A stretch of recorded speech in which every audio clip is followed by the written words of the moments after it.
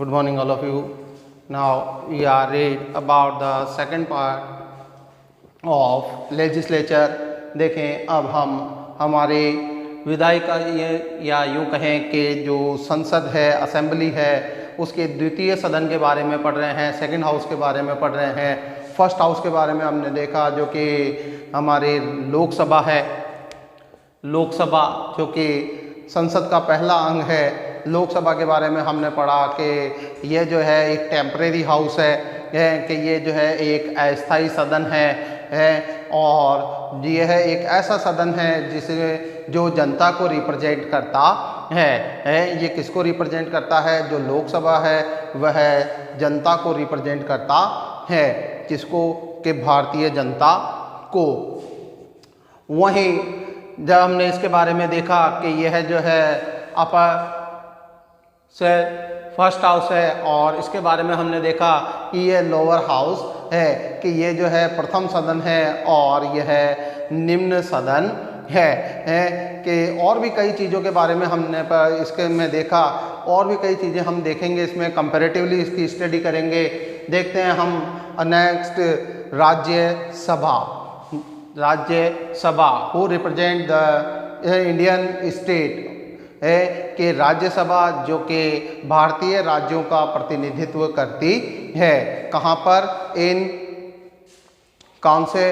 In parliament, संसद में, जो कि किसका प्रतिनिधित्व करती है? राज्यों का प्रतिनिधित्व करती है। इसीलिए इसका नाम जो है राज्यसभा रखा गया है। राज्यसभा इज द सेकंड और upper house of the council of state of the Indian parliament. देखें कि जब भारतीय संसद में हम राज्यसभा की बात करते हैं तो ये कौन सा सदन है? सेकंड हाउस, यानी कि यह द्वितीय सदन है। राज्यसभा जो है भारतीय संसद का द्वितीय सदन है। द्वितीय सदन है।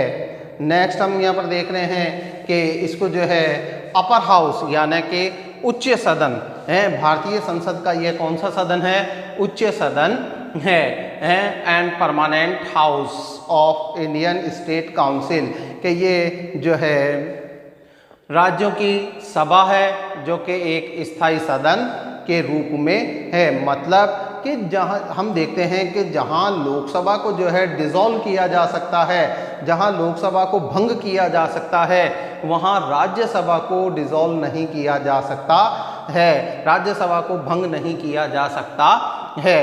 ये क्या है? यह एक परमानेंट जो है हाउस है। यह एक स्थायी सदन है।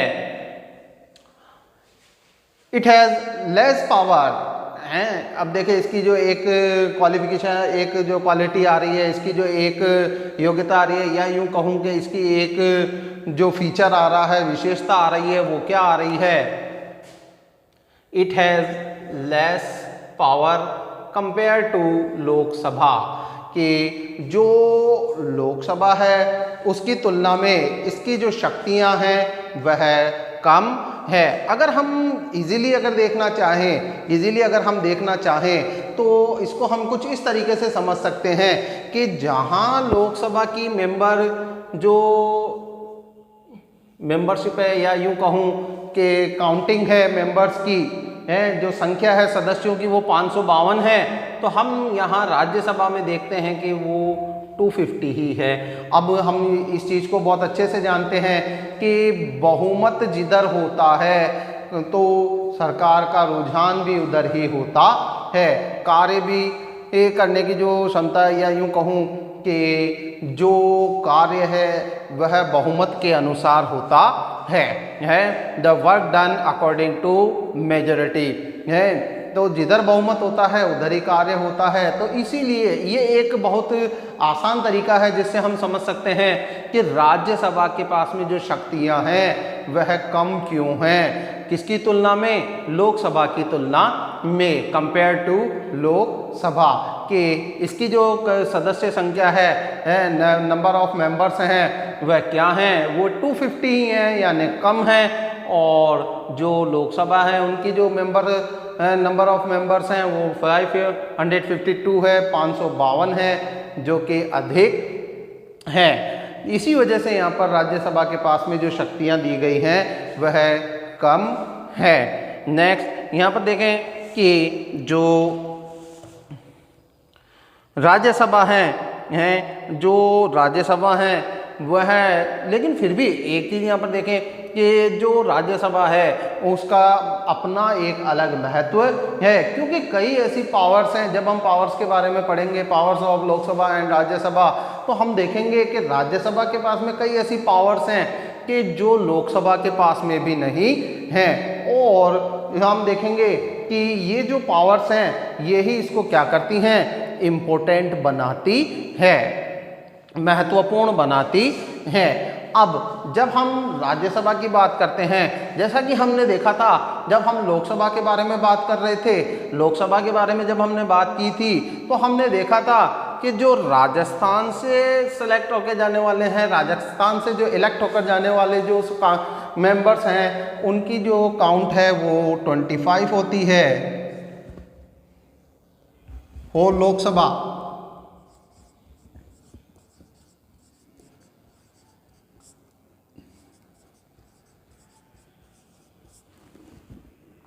लोकसभा में जब हम राजस्थान के प्रतिनिधित्व की बात करते हैं, रिप्रेजेंटेशन की बात करते हैं, तो यहाँ पर काउंटिंग आती है 25। और जब हम राजस्थान से राज्यसभा की बात करते हैं तो काउंटिंग आती है 10।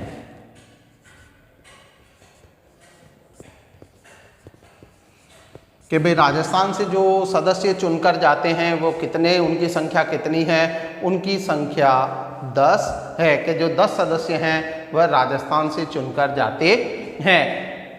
यहाँ हम देखते हैं कि जो राज्यसभा है, हालांकि हमने देखा कि एक परमानेंट जो है ये हाउस है, ये स्थायी सदन है।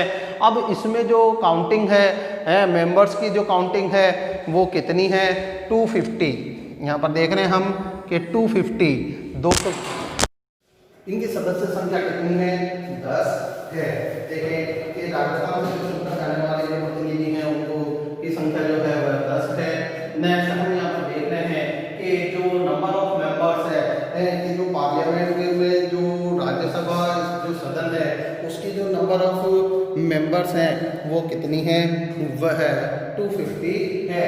जैसा कि हमने लोकसभा के बारे में पढ़ा था कि लोकसभा में जब हमने देखा था कि इसमें जो सदस्यों की संख्या है वह 552 है और उनको जो है जनता जो है, इंडियन जो पीपल है, इंडियन सिटीजन जो है वह इलेक्ट करके भेजते हैं। तो क्या राज्यसभा में भी जो है लोगों को चुनकर भेजने का काम जनता ही करती है? नहीं, no, this was done by MLA of state and union territory। देखिए कि इस काम को जो करने का काम है वो कौन करता है, वह राज्यों के विधानसभाओं से, राज्य स्टेट जो लेजिस्लेचर है, स्टेट लेजिस्लेचर के जो एमएलए वगैरह हैं, मेंबर ऑफ लेजिस्लेटिव असेंबलीज हैं, के जो एमएलए हैं वह इस वर्क को करते हैं, इस कार्य को करते हैं। तो अब इस काम को कैसे करते हैं, तो यहाँ पर हमको दिखाया जा रहा है, हमको यहाँ पर बताया जा रहा है कि इस काम को करने के लिए जो है यहाँ पर 238 मेंबर्स, यानी कि जो 238 सदस्य हैं उनको कौन चुनकर भेजता है, इलेक्ट फ्रॉम स्टेट, वह राज्य से चुनकर आते हैं। और इनको कौन चुनता है, MLA of state and union territories है। इन राज्य और केंद्र शासित प्रदेशों के जो एमएलए हैं, मेंबर ऑफ लेजिस्लेचर है, जो विधायक हैं, वह इनको चुनकर इलेक्ट करके भेजते हैं। नेक्स्ट, अब जब 238 सदस्यों को तो जो है हमारे एमएलए वगैरह ने चुन लिया, तो नेक्स्ट जो है उनको कौन, जो मेंबर्स हैं, जो 12 सदस्य हैं, उनको कौन चुनता है, तो उनको कोई नहीं चुनता, बल्कि क्या होता है कि वह क्या होता है कि जो है नॉमिनेट होते हैं। 12 जो मेंबर्स हैं वह नॉमिनेट होकर आते हैं, किसके द्वारा, तो यहाँ पर देखें प्रेसिडेंट के द्वारा, राष्ट्रपति के द्वारा है, सेल्फ से, जो राष्ट्रपति है सेल्फ से ही क्या चुन लेता है इनको? नहीं नहीं, इनको चुनने के लिए भी कुछ ना कुछ जो है क्वालिफिकेशंस होती है। जैसे कि कोई जो पर्सन है, अगर वह आर्ट, स्पोर्ट्स, आर्ट्स है, स्पोर्ट्स है, लिटरेचर है या सोशल वर्क है, ऐसी जगह है इसके अंदर। तो यहाँ पर देखें कला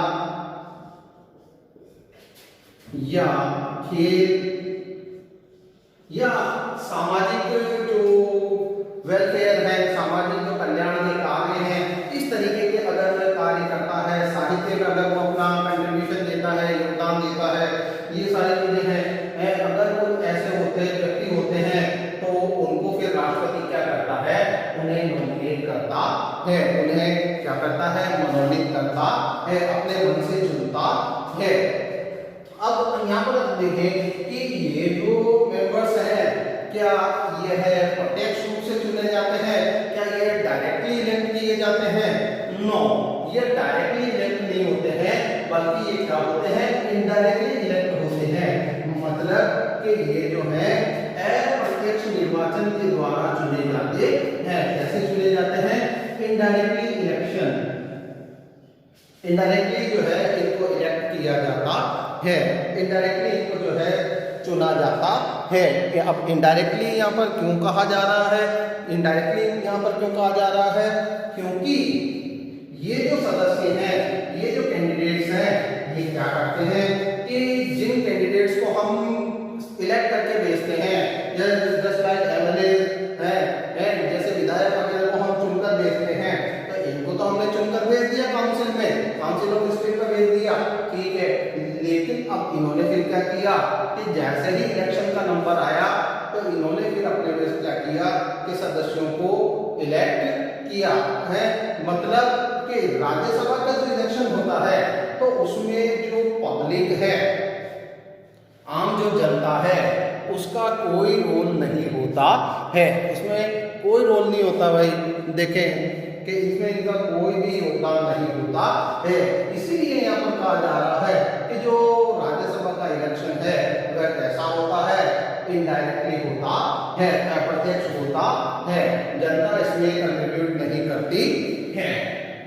अब नेक्स्ट आता है क्वालिफिकेशन ऑफ मेंबर्स, सदस्यों की योग्यताएं। जैसा कि हमने पढ़ा है, लोकसभा के सदस्यों के लिए कुछ योग्यताएं हैं जो निर्धारित की गई हैं, अश्योर किया गया है, तय की गई हैं। तो क्या जो राज्यसभा के सदस्य हैं उनके लिए भी कोई योग्यताएं होती हैं? बिल्कुल, उनके लिए भी वही योग्यताएं होती हैं जो कि लोकसभा के सदस्य के लिए होती है। कि जो लोकसभा का सदस्य है, जैसा कि हमने पढ़ा कि वह भारत का नागरिक होना चाहिए, he should be a citizen of India, कि वह भारत का नागरिक होना चाहिए। तो बिल्कुल राज्यसभा में भी वही चीज आ जाती है कि he should citizen of India, कि वह भारत का नागरिक होना चाहिए। नेक्स्ट हमने यहाँ पर देखा था लोकसभा में he should not bankrupt और mentally disabled, जिसमें हमने देखा था कि वह जो है मानसिक रूप से अस्वस्थ नहीं होना चाहिए और जो है वह दिवालिया घोषित नहीं होना चाहिए। बिल्कुल राज्यसभा में भी वही चीज आ जाती है कि he should not mentally disabled and bankrupt, कि वह मानसिक रूप से अस्वस्थ एवं क्या नहीं होना चाहिए, कि वह दिवालिया घोषित नहीं होना चाहिए। राज्यसभा लोकसभा के बारे में जब हमने देखा था, तो हमने एक चीज और पढ़ी थी कि he should not hold an office of profit, कि वह कोई लाभ का पद धारण ना करता हो, वह कैसा लाभ का पद धारण ना करता हो। बिल्कुल, तो वही चीज यहाँ पर भी आ जाती है कि वह जो है कोई लाभ का पद धारण ना करता हो। किसके लिए आ जाती है? राज्यसभा मेंबर के लिए आ जाती है कि वह कोई लाभ का पद धारण ना करता हो। नेक्स्ट हमने जो सबसे बड़ा डिफरेंस आता है, सबसे बड़ा जो अंतर आता है, वो आता है एज का। एज का सबसे बड़ा डिफरेंस यहाँ पर आ जाता है। क्या आ जाता है कि he should be a 25 or more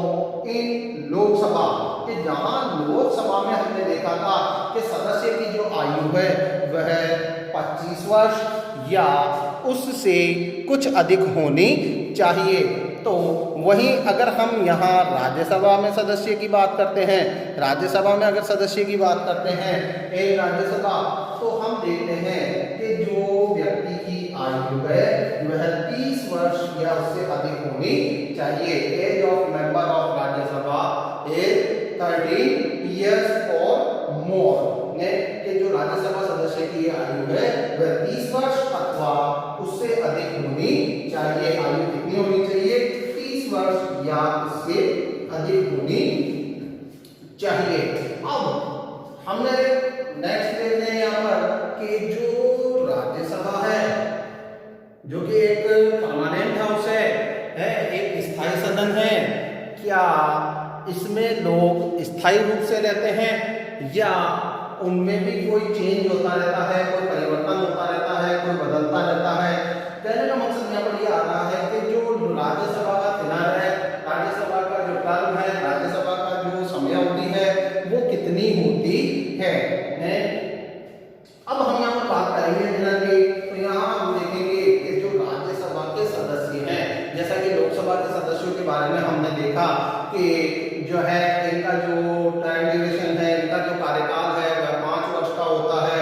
उससे पहले भी जो है प्रधानमंत्री की सलाह पर राष्ट्रपति के द्वारा इसे भंग किया जा सकता है और भी कई चीजों के बारे में हमने इसमें देखा पढ़ा है।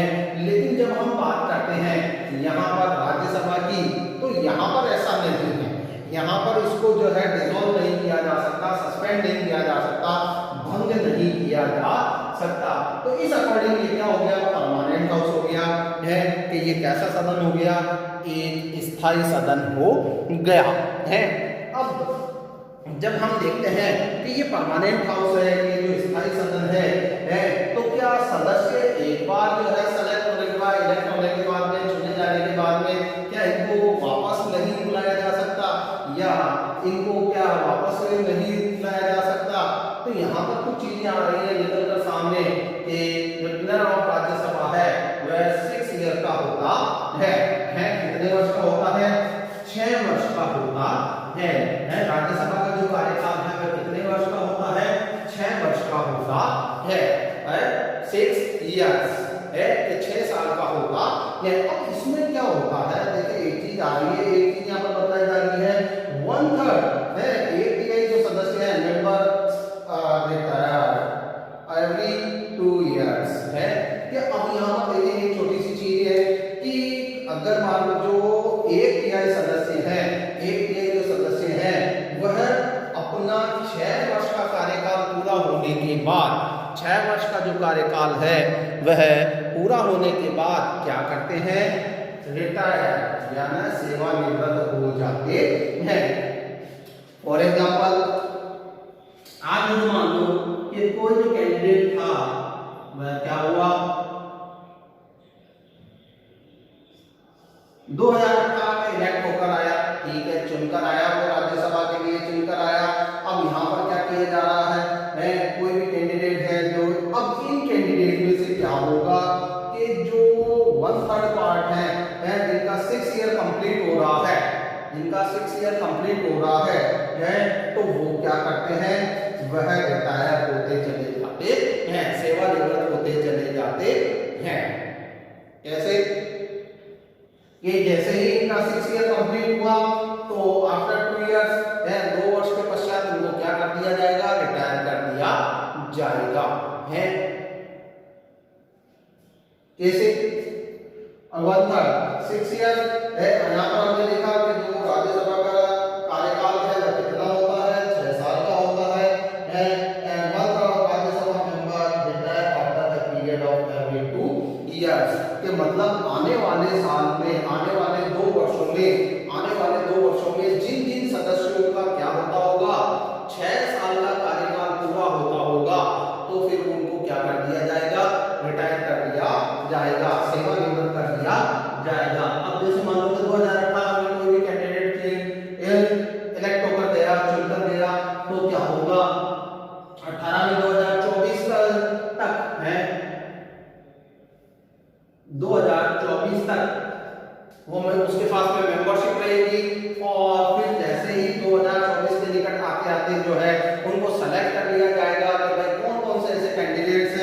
कि जिनका जो है 6 ईयर कंप्लीट हो रहा है, 6 साल पूरा हो रहा है, तो उनको फिर क्या कर दिया जाएगा, एवरी 2 ईयर्स, प्रत्येक 2 वर्षों में उनको क्या कर दिया जाएगा, उनको निर्वाचित जो है रिटायर कर दिया जाएगा, उन्हें क्या कर दिया जाएगा, उन्हें सेवानिवृत्त कर दिया जाएगा।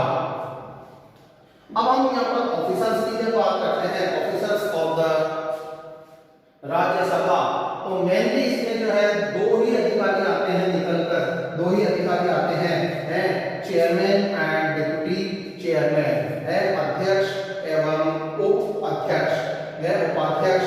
तो यहाँ पर जब हम अध्यक्ष की बात करते हैं तो इंडिया का जो वाइस प्रेसिडेंट है, भारत का जो उपराष्ट्रपति है, वह क्या होता है, वह राज्यसभा का चेयरमैन होता है, वह राज्यसभा का सचिव होता है, वह राज्यसभा का अध्यक्ष होता है। आज जैसे हमारे वेंकैया नायडू,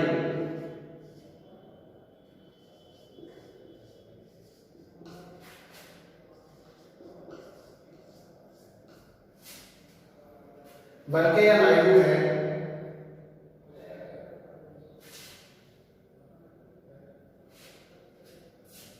जो कि भारत के उपराष्ट्रपति हैं, वह अभी हमारे राज्यसभा के क्या हैं, अध्यक्ष हैं, वेंकैया नायडू। देखें, अब यहाँ पर हमने एक चीज देखी है कि जो लोकसभा का टर्म है, लोकसभा का जो राज्यसभा का टर्म है, राज्यसभा का जो टाइम ड्यूरेशन है, राज्यसभा की जो मेंबरशिप है, वो 6 ईयर की होती है। बट हम अगर यहाँ बात करें कि इसके चेयरमैन की, इसके अध्यक्ष की बात करें, तो इसका जो टर्म है वो 5 ईयर का होता है, उसका जो कार्यकाल है वह कितना होता है, 5 वर्ष का होता है। ऐसा क्यों? ऐसा इसलिए क्योंकि जो वाइस प्रेसिडेंट है, वाइस प्रेसिडेंट ऑफ इंडिया है, भारत का जो उपराष्ट्रपति है, उसका जो कार्यकाल है वह 5 वर्ष का ही होता है, उसका जो कार्यकाल है वह कितना होता है, 5 वर्ष का होता है। यही कारण है कि अदर जो मेंबर्स हैं, उनका जो टाइम ड्यूरेशन है, उनका जो कार्यकाल है, उनका जो टेन्योर है वह 6 ईयर होता है, जबकि जो चेयरमैन है, जो अध्यक्ष है, उसका जो टाइम टेन्योर है, उसका जो कार्यकाल है वह 5 वर्ष का होता है। अब बात करते हैं हम डिप्टी चेयरमैन की।